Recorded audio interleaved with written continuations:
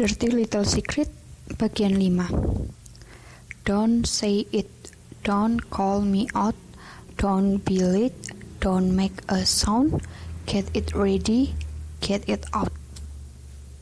Ya, kata-kata yang tertulis di bawah tulisan 5 adalah itu. Bentar.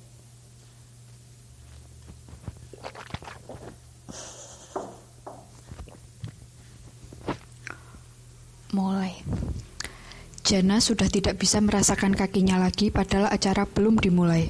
Setelah harus berjalan kaki melewati pelataran parkir dan mal untuk mencari lokasi ini, dia dan berdiri selama setengah jam berbasa-basi dengan orang-orang yang tidak dia kenal sama sekali. Dia rasanya ingin melempar sepatu hak mahal yang dikenakannya malam itu. Pertanyaan yang berputar-putar di kepalanya adalah, orang gila mana yang mendesain sepatu tidak nyaman ini, yang diikuti oleh orang gila mana yang sudah membeli sepatu ini? Jawaban dari pertanyaan kedua inilah yang membuatnya kesal 7 turunan. Yeah, he is. She, just see. Dia betul-betul akan membunuh papi karena memaksanya melakukan ini. Betul-betul membunuhnya. Bukan hanya mengancam akan membunuhnya kemudian mundur pada detik-detik terakhir. Kali ini dia serius. Kalau hakim bertanya kenapa dia melakukannya, dia akan berkata, "That crazy old man had it coming." God, sejak kapan dia jadi seganas ini? Dia betul-betul perlu melepaskan sepatu ini.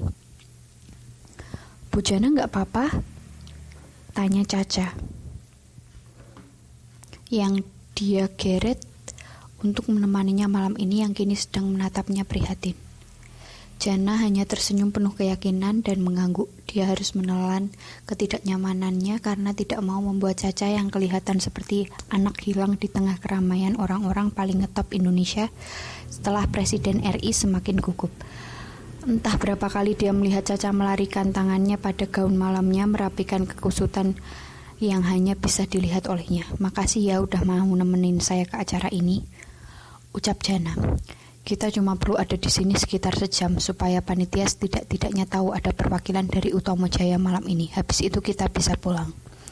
Caca hanya mengangguk. Pada detik itu pintu ballroom dibuka dan para tamu perlahan-lahan menuju meja yang sudah disediakan. Dia dan Caca kedapatan duduk satu meja dengan 8 orang lainnya yang rata-rata bisa dikategorikan manula. Jana mengenali mantan gubernur DKI dengan istri dan seorang bintang film senior dengan suami. Setelah melalui proses perkenalan, Jana juga tahu bahwa pasangan yang duduk persis di sebelahnya adalah pemilik pasar swalayan terbesar di Indonesia dengan anaknya. Dan pasangan yang duduk berseberangan dengannya adalah mantan rektor sebuah universitas di Jakarta dengan istrinya. Mereka hampir kehabisan topik pembicaraan ketika MC acara meminta para tamu untuk segera duduk di tempat yang sudah disediakan karena acara akan segera dimulai. Menurut agenda acara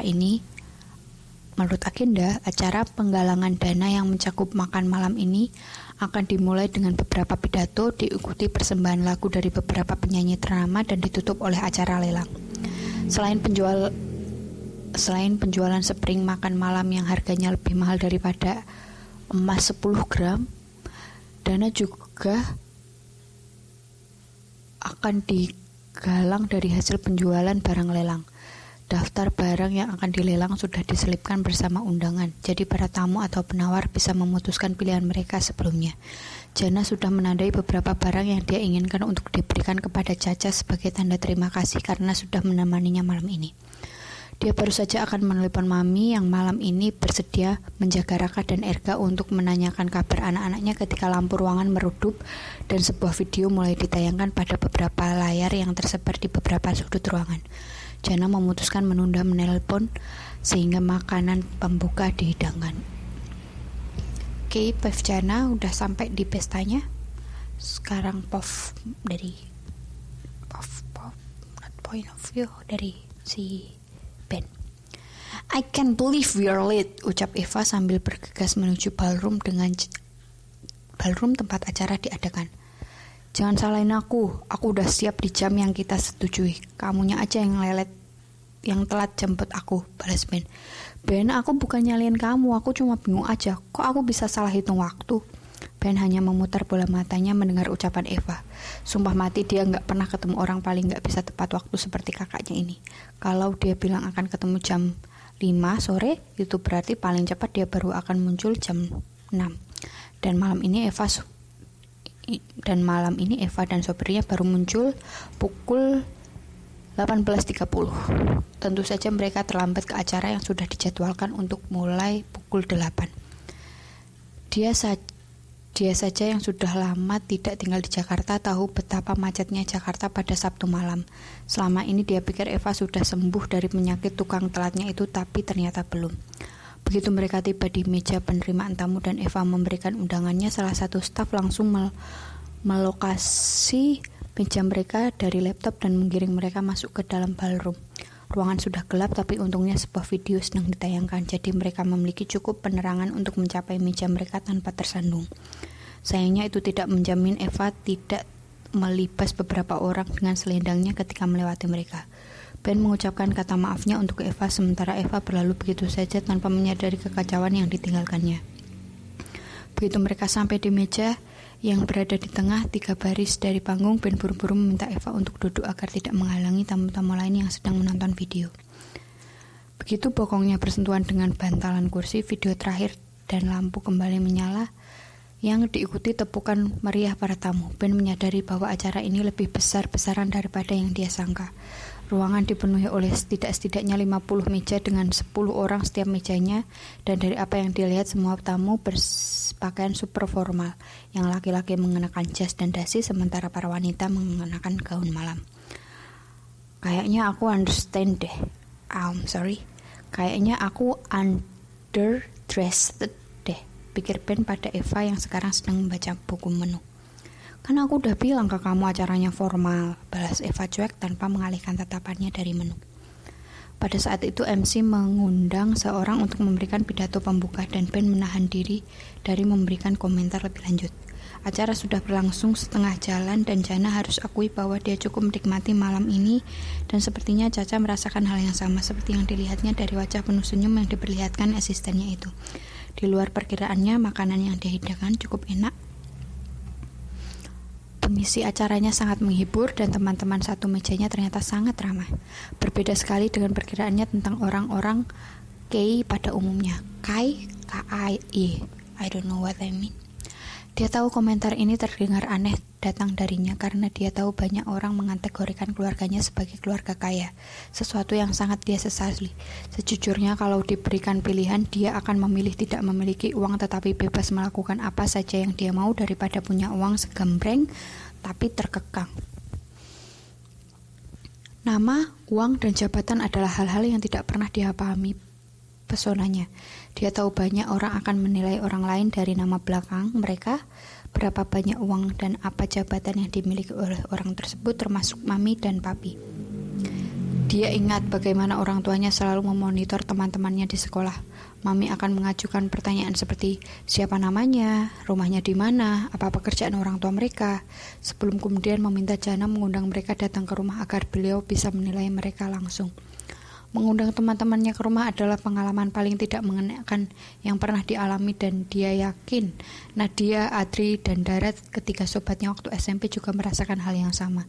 Itu adalah kunjungan pertama dan terakhir mereka ke rumahnya. Karena sikap kedua orang tuanya inilah sampai sekarang Jana masih mengalami masalah menyukai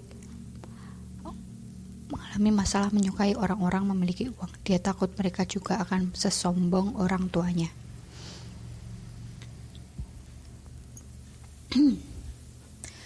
Di depan cermin di dalam toilet wanita, Jana menaburkan bedak pada hidungnya. Toilet itu sepi, hanya ada dirinya dan seorang laki yang sekarang sedang mengeringkan tangannya dengan handuk.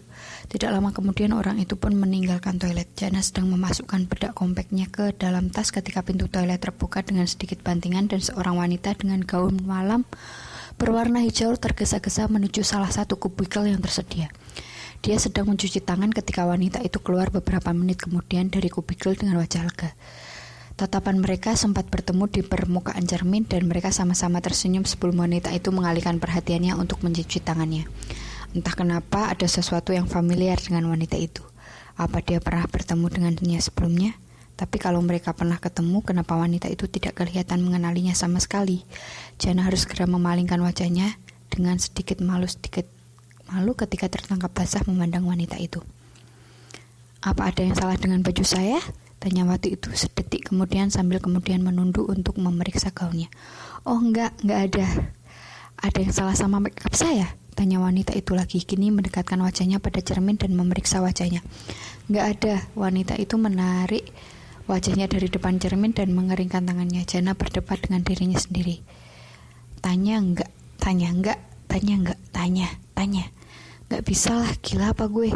Kalau nanti dia bilang gue kenal, muka gue mau ditaruh di mana? Pergolatan batin Jana. Have we met? Jana tidak tahu bagaimana pertanyaan itu bisa keluar dari mulutnya, tapi itulah kenyataannya. Dan ternyata itu tidak sememalukan yang dia bayangkan.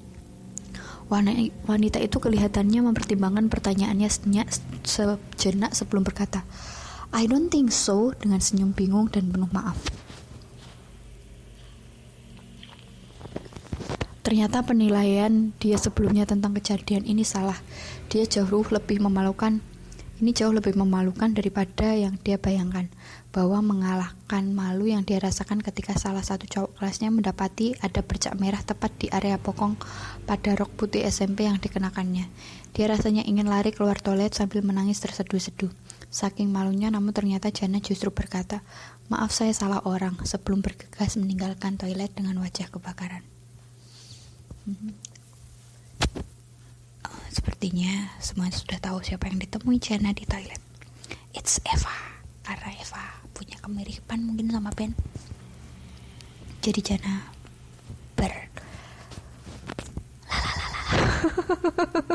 What? Aku seabsurd ini, ya Allah.